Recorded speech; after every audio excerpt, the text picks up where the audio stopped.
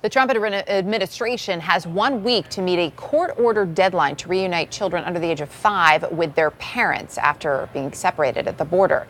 Here's the thing, though. The Department of Health and Human Services is refusing to discuss even how many families may be involved here, how many children have been reunited so far. We know last month alone, nearly 35,000 people were arrested crossing the southern U.S. border illegally. CNN national correspondent Nick Valencia joins us now live from McAllen, Texas, with more. There are so many unanswered questions, Nick.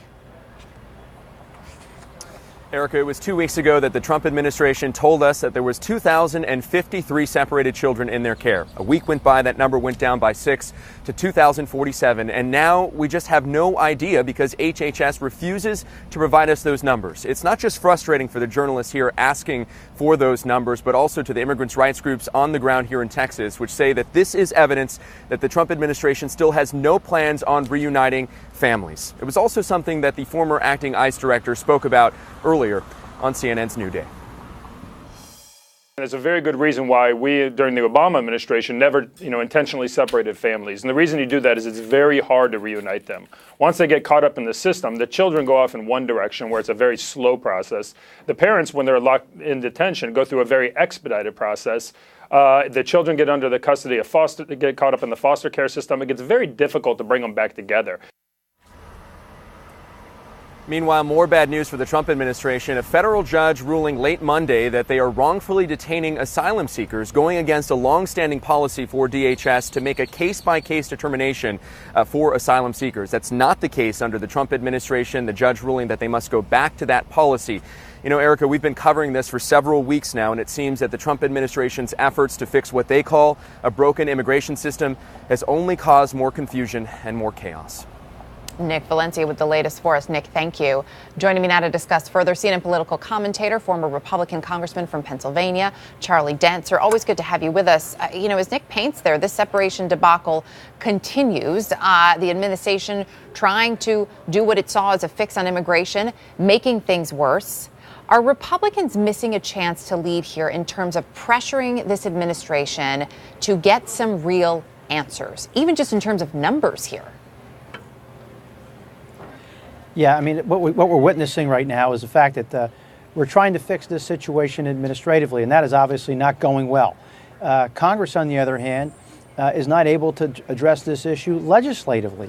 Just look what happened last week in Congress. An immigration reform bill dealing with the Dreamers, could not pass. And there is a lot of bitter feelings from members because they felt that various members didn't negotiate in good faith. The president sent mixed messages.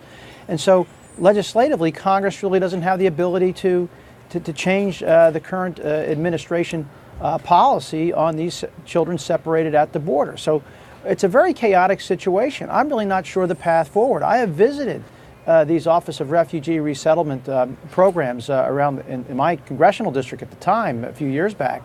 And I'll tell you what, I think it is hard to keep track of these kids once they're in those settings and then they're sent out. They're not they're not proximate to their parents. So I think we've got a hell of a mess on our hands, and I'm not sure the way out. You're not sure the way out. Do you think that the administration has any sense of the way out? Because you paint this picture here, too, of Congress, and we've heard multiple times from the administration, well, Congress needs to fix this. Congress needs to do something. Democrats have told a number of us they can't get a seat at the table to have discussions with Republicans. Republicans aren't getting the support that they need and the cover that they need from the president. Based on those mixed messages alone, 2 different tweets about supporting or not supporting these various bills. Is there a sense of urgency, do you feel, within the administration to actually get this fixed? Well, I think the administration, I don't know what their plan is right now. Congress needs to lead here. But on immigration, the problem on immigration is House leadership has demanded that the only solutions that can pass are ones that have Republican-only support, or at least the majority. And that's why there was no solution on the Dreamers last week. Because they fell a few signatures short on the discharge petition, and many of the more centrist members who were trying to come to a good faith resolution are very angry with the Freedom Caucus because they felt they didn't negotiate in good faith on this Dreamer matter.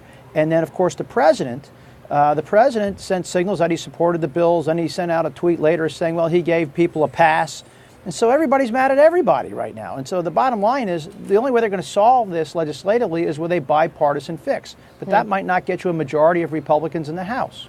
A lot of finger pointing, and still, at least as far as we know, 2,047 children who remain separated, who should be the focus. Yeah. And to your point, here we are. I want to get your take on this because, of course, you're once chair of the House Ethics Committee. The official White House Twitter account tweeting at 2 Democratic senators, accusing them of supporting MS-13.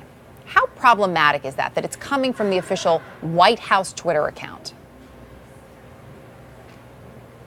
Well, if he's talking about policy, I guess he's probably on safe ground. If he's talking policy, if he goes into the campaign, if it's more of a campaign statement, I haven't examined those tweets too closely, but if it's more of a campaign shot, then it clearly should be done, from his reelect account, not from an official account. So that's really the issue. If you're talking campaign, you simply cannot use your official resources to do that.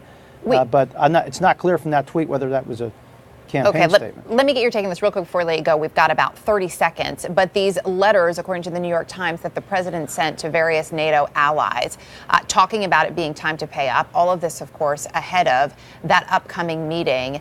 What does that do to U.S. standing? Well, first, burden sharing is a fair issue. I've raised this with our European allies for years, that they need to do more.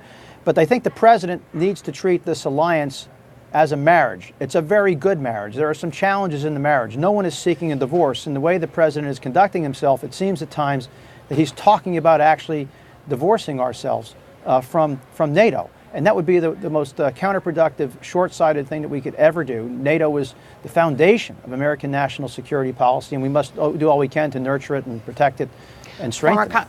Former Congressman Charlie Dent, always appreciate your insight. Thank you. Thank you.